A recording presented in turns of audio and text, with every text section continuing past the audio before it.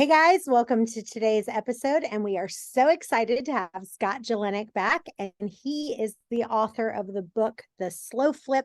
And we're so excited to have you. Welcome, Scott. Thank you for having me once again. Looking forward to it. A lot of times when people think of a slow flip, what the traditional definition of a slow flip is someone who maybe purchases in a house, they live in it for maybe 2 to 5 years.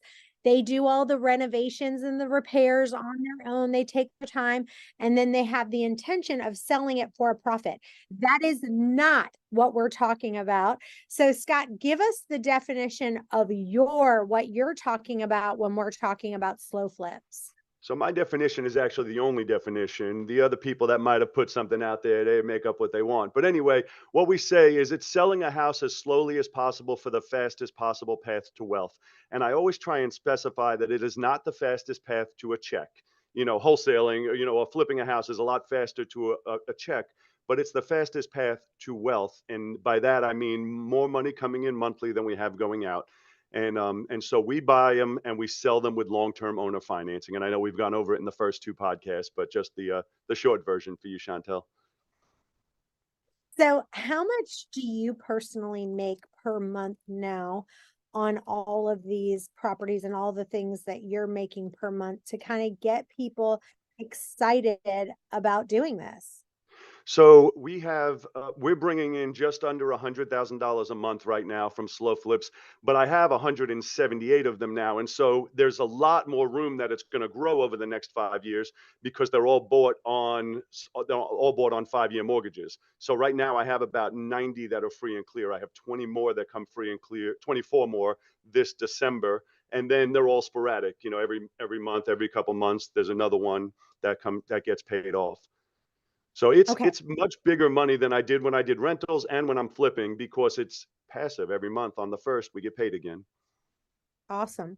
So, let's talk about someone. I know your model is try to buy properties around the 50,000, 75,000, even 100,000, but we have people on this call that have said, listen, I only want to buy a property that's in my market.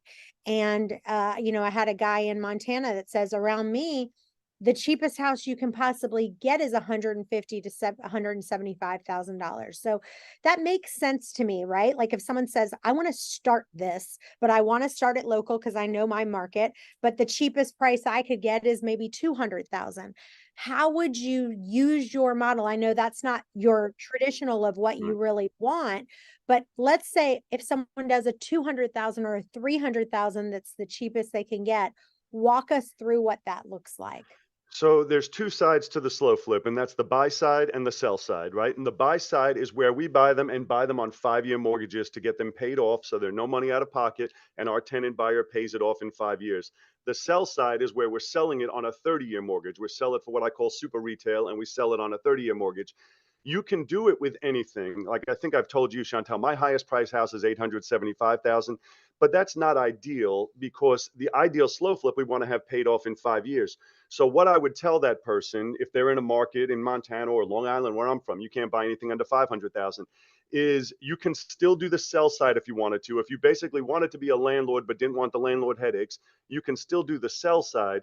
However, if you are interested in building this freedom, this wealth, then you're going to buy outside of your market. And I know people hate that. And I hated it for years until I stepped my toe into it. And all of a sudden I was like, oh, it's not, I was afraid. I'm like, how could I buy outside of my market? And now I think I was telling you, I have about 70, 65, 70 houses I've never even seen. And because we're not landlords anymore, we're not fixing stuff. We're not falling in love with our properties. We're just doing the paperwork. We're just shuffling papers is all. They're not houses to me anymore so much as they are mortgages. They're just paperwork. I want to tell you, one of the reasons why I joined and I just love CHANTEL is that I can get 100% commission, I get revenue share, and I get stock. I am making thousands of dollars every single month in revenue share and stocks. And I now don't have to work nights and weekends on real estate anymore. I've actually never been to a real estate agent's retirement party, and I want to be the first one that people are coming to at a young age. And I want to share with you some of my favorite resources. So if you go to joincanzel.com/free, there's a couple that I want you to download. One is a 20 free lead generating PDF. It's going to help you generate leads for free that you can download, as well as there's one on how to double your business. I don't want you to miss it. Go download it today. joincanzel.com/free. So I want you to walk someone through kind of a checklist, and we created a checklist as well. So if someone wants to go to joincanzel.com/slowflip, we kind of took some of your things and made it more in detail. But I want you to talk about, let's say someone wants to find an investment property to flip. Like, what would you, let's say they're like, I went on the MLS, there's nothing there for good prices. Do you suggest having, the bandit signs, or walk us through kind of the whole process from start to finish? So again, it depends if we're doing your local market or if we're doing a virtual market. So in my Let's local talk about market, local. I primarily do direct mail and I do the internet. However, I'm not just a slow flipper, I also wholesale. So I don't know that I would do that if I was just looking for slow flips, because it's expensive. The marketing's expensive, and if you're just buying slow flips, you're not going to get that return. So in my local market, I market for all the houses, but then most of them will wholesale, and the ones that fit the slow flip criteria I keep. In the Midwest markets, they're readily available. So we can buy in Illinois and Missouri. They buy them in Ohio, Alabama, Kentucky, Tennessee, and they're in those markets. They can just buy them right off the market, and they get them in the numbers that work. But if you're in a higher price market like we are, we get them through marketing. So with the bandit signs, like if someone went to dirtcheapsigns.com and they wrote something like, we buy houses for cash for a fair price, call me at, 555-1212. Do you feel like those signs still work? Do people still call on those signs? They absolutely work. I don't do them anymore, but that's more or less just out of laziness. But a lot of my people still do them. They still work. They still get deals from them. I always ask, when I have one of my coaching students tell me they're working a deal, the first question I always ask is, where'd you get the lead? And you'll be surprised how many still get them from bandit signs. They still work, and they're $2 a sign. They work, and they're a very low cost, effective way to get leads. Well, in your book, The Slow Flip, and by the way, I think your book is so well written. It when you read it, you guys, it literally sounds just like Scott. He's done such a great job of writing this book. I give it a 10 out of 10. I give it like 100 out of 10. Like, you did such a great job on it. But one of the things you talked about is, when you're selling the property, writing it handwritten and writing it as messy as possible actually gets you the best return. But if you're buying the bandit signs to find a property where you're saying, we buy houses for cash, fast and fair, call me, would you order those from like dirtcheapsigns.com, or would you handwrite them? Which So works better? when I'm buying, I use the professional pre-printed yellow and black, we buy houses, and a phone number. Selling, I use the white ones with a magic marker, misspelled, horrible looking. And the reason is simple, is that when you're looking to sell your house, you want a professional to come buy it, right? That's what you want, somebody that you feel is professional and knows what they're doing. When you're looking to buy a house, they don't want a professional. They want a mom and pop, somebody that they think is going to, they're not going to check my credit, or they're going to let me talk to them about why I should be able to keep my dog, or whatever it may be. And so they work the opposite. When I'm selling, I like to use the handwritten, and when I'm buying, I want to use professional looking signs. Now, if you're doing the Google AdWords, I've had, Matt Saunders, who's been on the show as well. He says he's paying about $300 per Google AdWord. I mean, not per Google AdWord, Per lead. Per lead that comes through from Yep. doing the Google AdWords. What is the price that you'd be paying for yours when you're doing them? It's about that. And this is the part that shocks a lot of people. Internet's expensive, but it could take up to 20 leads to get a deal. And so again, this is why I don't recommend it if you're just doing slow flips, because I might be out $6,000 before I get a deal. Now, mind you, on that deal, I might make 20, 30, 50 grand, but that's wholesaling it. If I'm just doing slow flips, if I'm out that much and then nothing's coming back except in a monthly, it wouldn't make sense. It wouldn't be cost effective.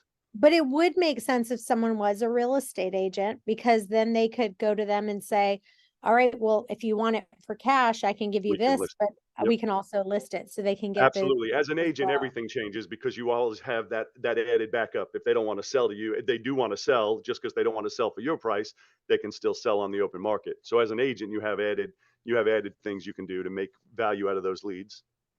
So talk about the direct mail. I know a lot of people say that direct mail is completely dead. Talk about what neighborhoods you decide to do when you're doing direct mail, and what are you paying for that, and where are you going to do the direct mail to get the investments, So properties. this would be completely different. You as an agent, you can do direct mail pretty much on any house, right? Because any house that needs to be sold. But as investors, we use a company called REI Print Mail, and they will scour. They do based on we can do free and clear properties only. We can do free and clear with an out-of-state owner, which those work out really well for us.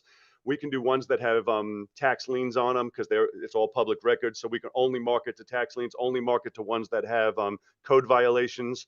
And sometimes we stack the list. So we only want free and clear with an out-of-state owner with code violations. So it'll be multiple different touch points on it. And then they'll compile the list. And so we're mailing to a more specific group. Whereas an agent, you can mail basically any house can be sold. As an investor, we can only buy them if they have significant equity and some pain points, usually either code violations or they're out of the area, bad tenants, evictions in process. So if you had, so far we've talked about doing the bandit signs. And when I say bandit signs, those are just those signs that you put right in the ground, the reiprintmail.com, and then Google AdWords. If someone is just kind of starting out, rank those in order, which one's kind of the best bang for your buck of which ones you would start doing, and 1, 2, 3 is the best. So if you're just starting out, it depends on your money situation. Generally, when I have people starting that have no money, I always advise them bandit signs, networking, and doing your social media, because that's all free or near free. Bandit signs are $2 each. It takes money to do direct mail. I always tell people, I said, direct mail is we get our most leads ever from direct mail, but it's also the most expensive. And so it's a trade-off. Bandit signs take time and energy, but very low cost. Direct mail takes no time, no energy, but it's high cost. And so that's the trade-off, is you can either do the work yourself and save money, or you can outsource it, and now it costs you more money. All So right. So for me now, I'm strictly direct mail and the internet. Because again, I've gotten lazy and I don't want to be running around on the streets anymore. But if I was brand new starting, then yeah, that's probably what I would do. all right. So let's say you get a great deal on the property. Let's talk about marketing and publishing it. And what are those timelines looking like? So let's say you bought a property, and let's just do an easy number with 100,000. So let's say you found a property for 100,000 here in Hampton Roads. What would be what would you market that property for, and what would the steps to market it be? So I'm going to instead of using a hypothetical, I'll give you a real one. So I recently just purchased one in Norfolk.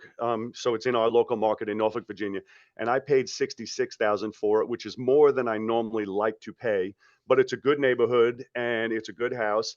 Well, we sold it and I may have told you these numbers when we spoke last time. We sold it at $249,000 as is, without doing any work. And mind you, this house hadn't been touched in 40, 50 years. It was a family house. It was inherited. We sold it at $249,000. We got $8,000 down, and we got $1,495 a month. And they sold right away. So especially in Hampton Roads, they don't last, throughout the day. They don't last for a full day. In the Midwest markets, they might last 2 or 3 weeks with a vacant unit. In our market here, they don't even make it through one day, because what we're selling is the financing. The house comes with it. And so as much as somebody can say, I can find a better house at a better price, they can, but that one they got to pay cash for, or they have to get a mortgage for it. Mine comes with the financing, which is why we sell them so quickly. Mm. Okay, so then let's just walk people through. So the next step is are you taking interior and exterior photos of the property? Do pictures and posting it? video. Yep, we post them, and it's generally like within hours it's gone. And we do them, and I think I've told you this already, we do them on a first come, first served basis. So, and I know people hate this, especially if you're in regular rentals, it's all based on criteria and pick the best qualified and a good tenant. We do it because of the down payment. We do it on a first come, first served basis. And so they go really quick, because a lot of times people have tried 2 and 3 and 5 other times to buy one from us, and it's already gone by the time they come in. So they get trained to, when something's available, they're racing over to be the one who gets it. I want you to tell the story that you told in the book about how people see the sign and it's like, 200,000, this much down, and they just repeat the sign. Do you tell that Oh, story? well, that's not even so much the sign. They do it on signs, but also if you, and this isn't just with houses, this is if you've ever sold anything online, anything, people will call the ad and basically read it to you. They'll be like, "Hi, I'm calling about the house at 123 Main Street." And I'll say, "Sure, what can I tell you?" And they'll be like, "I see here it says it's 3 bedrooms." Yep, it's 3 bedrooms. "And I see here it says 8 grand down and 1,200 a month." Yep. "And I see it says dogs are welcome." Yep. "All right, let me think about it. I'll call you back." I'm like, "What just happened here? You just basically called me and read me the ad and then said you got to think about it." I'm like, and it's not just with houses. They do it with, if you run an ad for anything, it's amazing. People will call you and read it to you and then tell you they got to think about it, and they'll call back. And I'm like, So already what then. is your solution to get rid of all of those phone calls? So we do a lot of different things, and I know if you're dealing with conventional rentals, people will hate this. So the way we do it is we have a different phone number for every house. And mind you, I have 178 houses. I don't have 178 phone numbers, because we only need one for the vacant house, right? So we only have a handful of them. And when the house is vacant, the ad and the signs will direct just to that house. And it's a message saying the house you're calling about is located at 123 Main Street. It's a 3 bedroom, 1 bath. It needs paint and carpet or a kitchen or whatever it may need.